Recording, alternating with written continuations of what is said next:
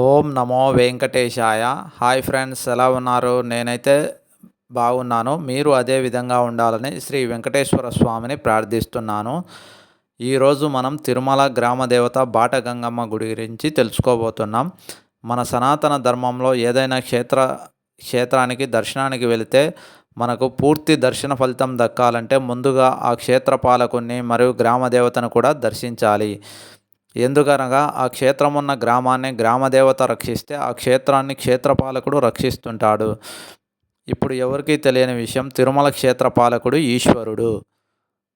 మరియు తిరుమల ప్రాంతానికి గ్రామదేవత బాట గంగమ్మ తల్లి. ఈ గుడికి వెళ్ళాలంటే వరాహం టు గెస్ట్ హౌస్ ఎదురుగా ఉన్న పాప వినాశనం నడకదారిలో ఉంటుంది.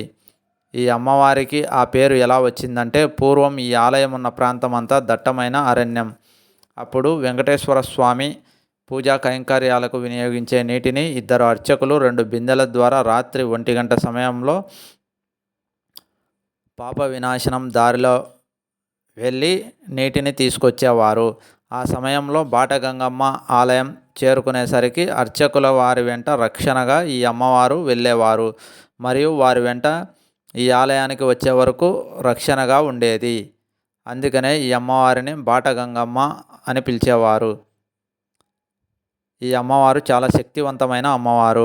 ఈ అమ్మవారి రూపం తలభాగం వరకు మాత్రమే ఉంటుంది. ఈ అమ్మవారిని రేణుకా పరమేశ్వరి స్వరూపం అని కూడా అంటారు. పరశురాముని తల్లిగా కూడా చెప్తారు. ఈ అమ్మవారిని చూడటానికి 2 కళ్ళు సరిపోవు, అంత అద్భుతంగా ఉంటుంది.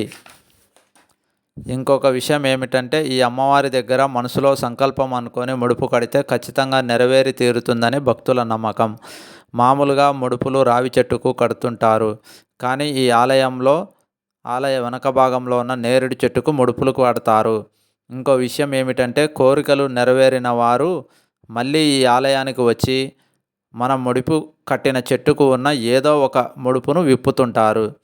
ఈ ఆలయ వెనక భాగం చాలా విశాలంగా ఆహ్లాదకరంగా ఉంటుంది. అక్కడే ఒక షెడ్డు కింద నాగులు కూడా ఉంటాయి. మరియు ఆ పక్కనే రాగు చెట్టు కింద శివలింగం, నంది, వినాయకుడు, అమ్మవారి విగ్రహాలు ఉంటాయి. అమ్మవారి ఆలయం పక్కనే సపరేట్గా నవగ్రహ ఆలయం కూడా ఉంటుంది. చివరిగా తిరుపతిలో మేలో గంగమ్మ జాతర జరిగిన తర్వాత నెక్స్ట్ మంగళవారం బాట గంగమ్మ జాతర కూడా జరుగుతుంది. ఆ జాతరలో పెద్ద సంఖ్యలో భక్తులు పాల్గొంటారు.